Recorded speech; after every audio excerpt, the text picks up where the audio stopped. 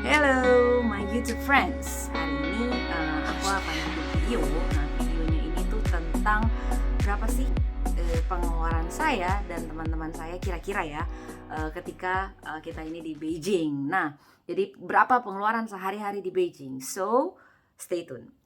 Nah, untuk biasa dulu ya, misalnya makan. Nah, untuk makan ini kira-kira untuk satu kalinya itu 18 sampai 35, kita bilangnya kuai atau renminbi atau RMB. Nah, di sini sekarang sih renminbi kalau nggak salah atau RMB itu sekitar 2.200 kalau nggak salah.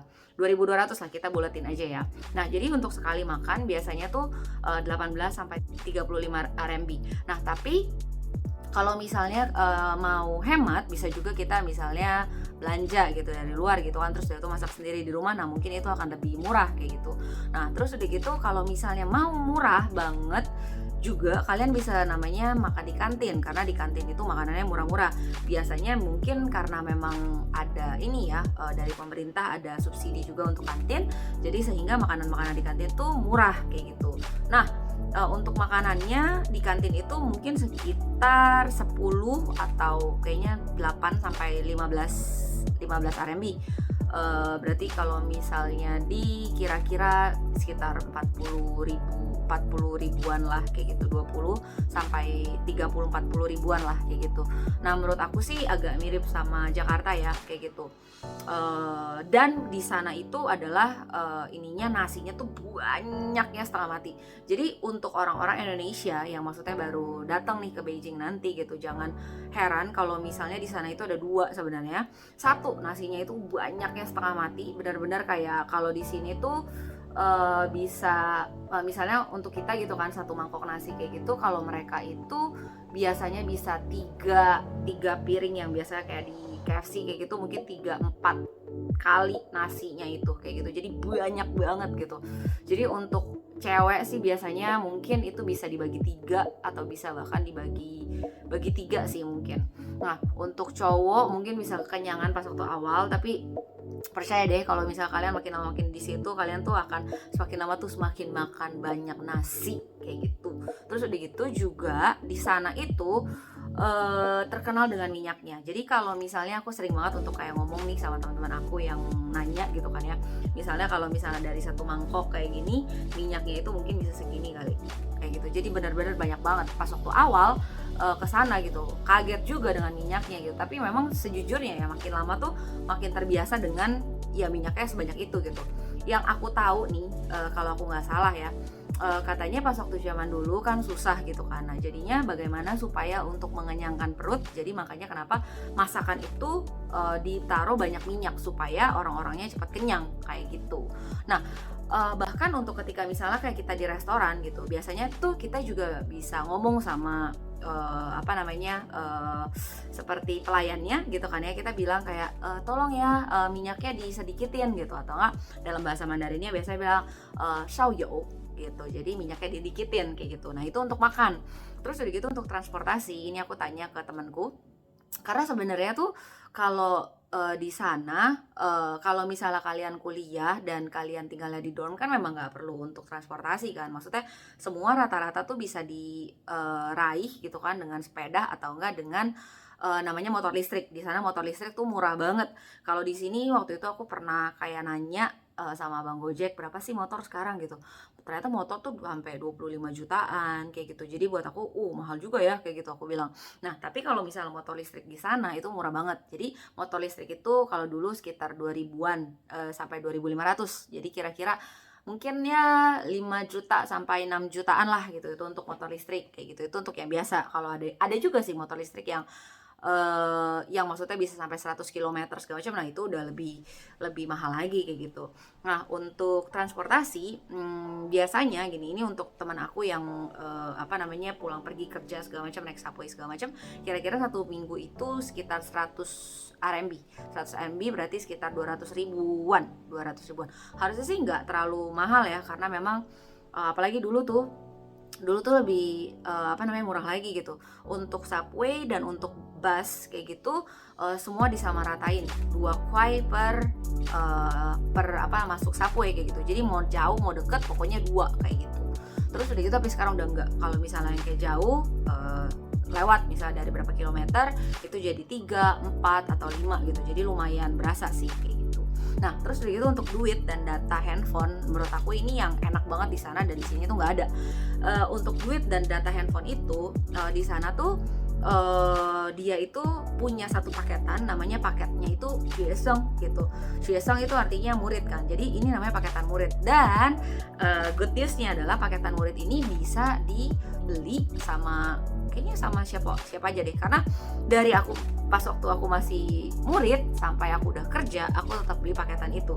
Kenapa? Karena paketan ini tuh seperti misalnya kita bayar misalnya 200 kuai atau 200 renminbi gitu kan. Nah, 200 kuai ini tuh bisa dipakai untuk misalnya setahun gitu. Contoh misalnya per bulan dia akan kasih misalnya 4 atau sampai 5 giga misalnya kayak gitu.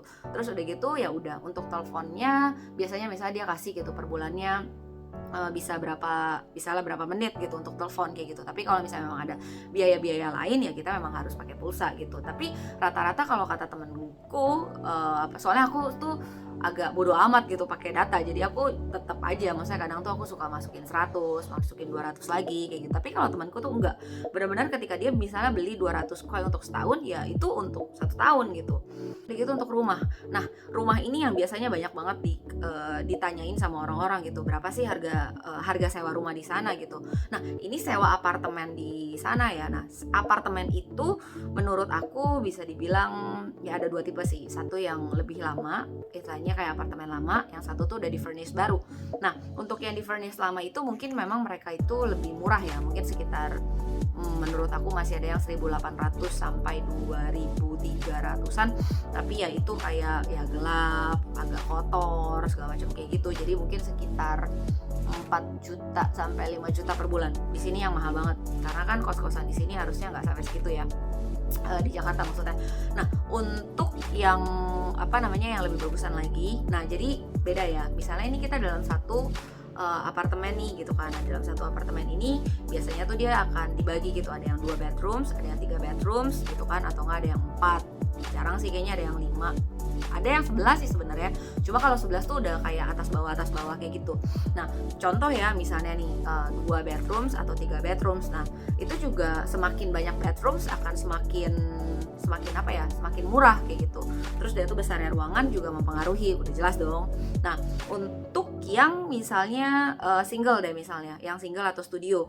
Nah, itu tuh bisa mahal banget, apalagi yang udah full furnished gitu, yang bagus banget itu tuh bisa sekitar 7.000 sampai 9.000 bahkan 10.000. Jadi bisa dibilang kayak hampir 16 sampai 20 jutaan lebih per bulan, kayak gitu, 25 juta per bulan itu untuk yang studio. Tapi kalau misalnya untuk yang double bedrooms kayak gitu, kalau pas waktu aku dulu sih sekitar 4.500 sekitar 9 sampai 10 jutaan seperti itu.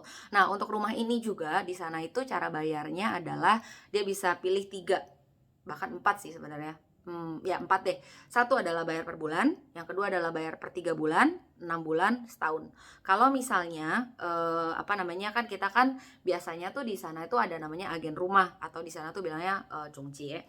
Nah, di agen makelar itu biasanya itu dia akan ada namanya service fee. Nah, kalau misalnya kita bayar yearly, itu biasanya tuh lebih murah. Kalau misalnya kita bayar per month atau per 3 bulan gitu, itu biasanya tuh akan disesuaikan tuh.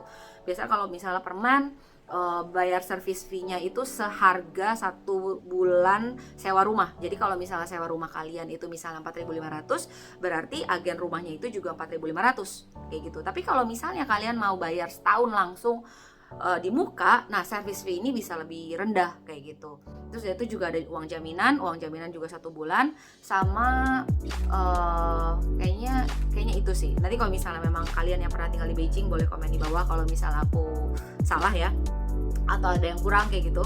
Terus itu listrik. Nah, listrik di sini kalau aku waktu dulu sama roommate aku itu kira-kira mungkin 100 per bulan, kira-kira kayak gitu. Terus udah gitu untuk air itu mungkin sekitar 60-an lah gitu. Kalau 100 kan berarti 200.000 ya. Terus itu dan juga gas. Nah, gas ini tuh kalau di sana bagusnya adalah kita itu udah nggak pakai, udah kayaknya jarang banget sih untuk yang pakai yang kayak tabung gas di Jakarta gitu. Jadi gas itu tuh dari rumah ke rumah itu cuma digabung dengan pipa. Masa disatuin dengan pipa doang kayak gitu. Jadi menurut aku sih itu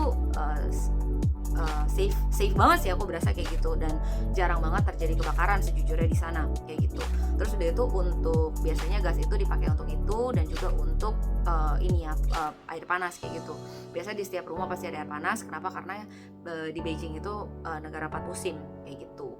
Terus udah gitu untuk air, untuk galon. Nah, galon ini tuh ya pastilah dibagi, ada yang galon murah dan juga galon yang mahalan. Nah, galon yang murahan itu mungkin bisa sekitar 10 itu sekitar ya berarti 22.000 per galonnya, dan yang misalnya mahal tuh bisa 25 bahkan sampai 35 kayak gitu. Nah, itu mungkin kalau di sana tuh udah sekelas Aqua kali ya. Kayak gitu, jadi sekitar 80 ribuan. Nah, terus dari itu untuk visa di sini, kalau dulu pas waktu aku masih sekolah itu visanya itu sekitar 600 kuai. Tapi kalau sekarang kata temanku visanya itu 800 kuai kayak gitu. Terus udah gitu untuk uang sekolah ini macam-macam nih. Kalau dulu aku sekitar 29 ribuan seperti itu, tapi yang aku tahu kalau misalnya aku sekolah di tempat lain, uang sekolahku tuh 40 ribuan kayak gitu. Jadi untuk uang sekolah mungkin aku bisa kira-kira mungkin sekitar 20 sampai 40 ribu, kira-kira seperti itu.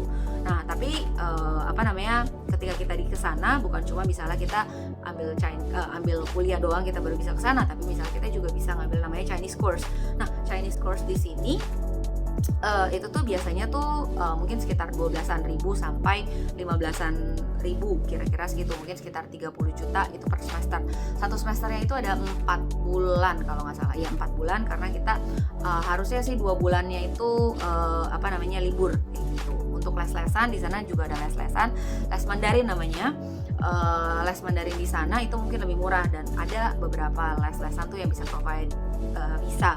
Nah, untuk les-lesan ini aku juga pernah ikut, itu tuh sekitar 5.000 sampai 8.000 berikut, itu udah termasuk kayak visa-visanya. So, itu semua yang kalian perlu ketahui kalau misalnya kalian pengen ke Cina atau enggak kalian pengen ke Beijing atau ke ya pokoknya kota-kota di sana. Semoga video ini sangat bermanfaat buat kalian. Nanti besok aku akan collab sama teman-teman aku di sana untuk kita ngomongin lagi bagaimana nih dari berbagai perspektif gitu kan ya, dan aku akan tanya sama mereka bagaimana pengalaman mereka di Beijing. Okay? So don't forget to subscribe, like, and comment, dan semoga video ini berguna untuk kalian.